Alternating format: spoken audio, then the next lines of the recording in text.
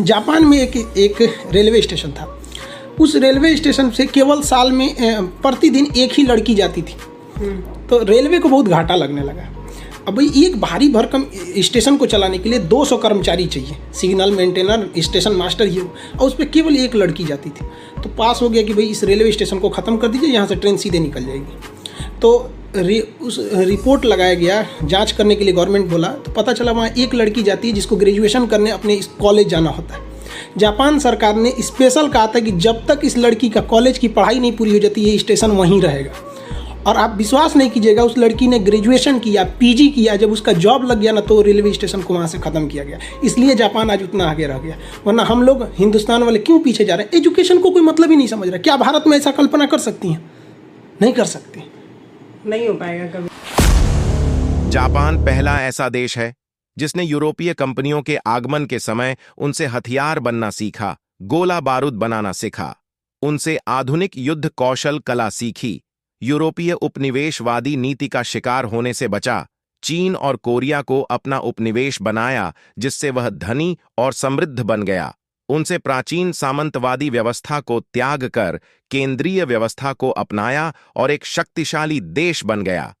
उसने नौसेना को शक्तिशाली बनाया और अमेरिका और यूरोपीय देशों को अपने देश से बाहर निकाल फेंका।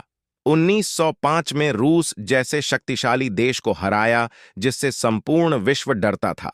इसी प्रकार उसमें सबसे पहले देश को राष्ट्रवाद की भावना से भर दिया। अपने देश में तकनीकी और संचार व्यवस्था का विकास किया। दूसरे विश्व युद्ध में वह एशिया की महान शक्ति बनकर उभरा और परमाणु बम के हमले से उभर कर विकास किया।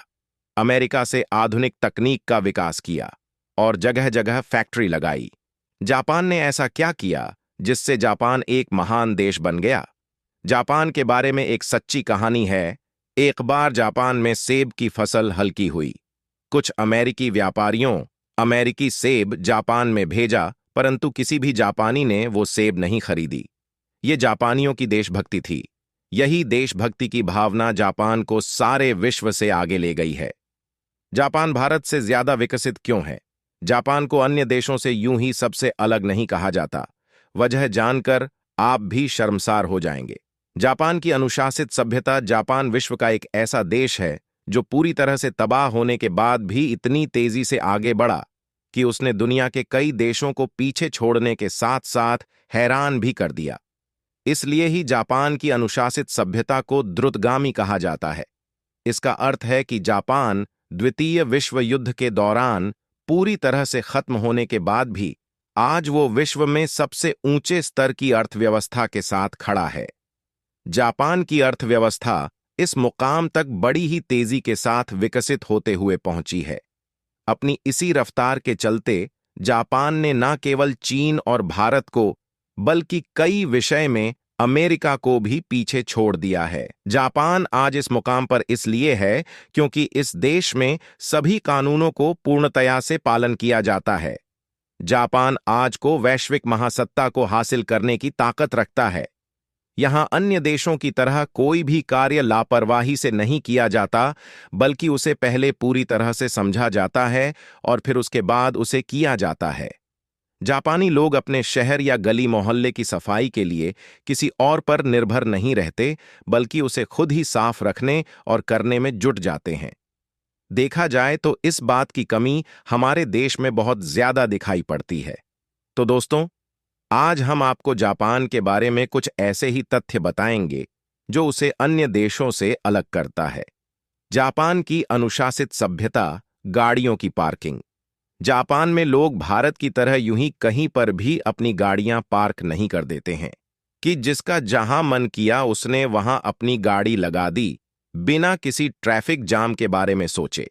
हमारे देश में वैसे तो गलत तरह से गाड़ी खड़ी करने पर जुर्माना है, लेकिन फिर भी हालात वहीं के वहीं हैं। इसके बिल्कुल विपरीत जापान में गलत ढंग से गाड़ी खड़ी करने पर भारी जुर्माना है, जिसकी वजह से वहां कोई भी नियम तोड़ने की गुस्ताखी नहीं करता है और इसी वजह से वहां जब जो चाहे अपनी गाड़ी आराम से बाहर निकाल सकता है और इस कारण लोगों में किसी तरह की हिंसा भी नहीं होती। सड़क दुर्घटनाओं का स्तर है बेहद कम। जापान में न केवल लोग गाड़ियों को नियम अनुसार चलाते हैं, बल्कि पैदल सड़क पार करने वाले लोग भी नियमों का सही इस्तेमाल करते हैं। जापान में सभी कार जेब्रा क्रॉसिंग से पहले ही रुक जाती हैं और इसी कारण लोग आसानी से बिना किसी दुर्घटना के सड़क पार कर लेते हैं। देखा जाए तो हर रेड लाइट पर जेब्रा क्रॉसिंग तो भारत में भी है, लेकिन कमी है तो हम लोगों में जो सही ढंग से नियमों का पालन नहीं करते। जापान की अनुशासित सभ्यता। जापान के लोग कितने अनुशासित हैं, इस बात का सीधा एग्जाम्पल देती है ये तस्वीर, जिसके अंदर आप देख सकते हैं कि भले ही खुद सीढ़ी चढ़ने की लाइन कितनी ही लंबी क्यों ना हो, लेकिन फिर भी वह अपनी लाइन तोड़कर साइड से गलत तरीके से नहीं निकलते। ये तस्वीर दिखाती है कि वहां के लोग कितने सभ्य हैं। ये है जापान की अनुशासित सभ्यता। शायद जापान के इतना सफल देश होने के पीछे यहाँ के देशवासियों का ही योगदान है। दोस्तों, भारत देश भी किसी से कम नहीं है। आज भारत के प्रत्येक नागरिक प्रत्येक कार्यों को नयमतः करने लगे तो भारत को तरक्की करने से कोई नहीं रोक पाएगा।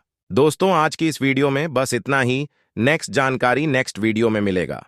आपसे एक छोटा सा रिक्वेस्ट, प्लीज वीडियो को लाइक करके चैनल को सब्सक्राइब कर लीजिए। मिलते हैं अपने अगली वीडियो में।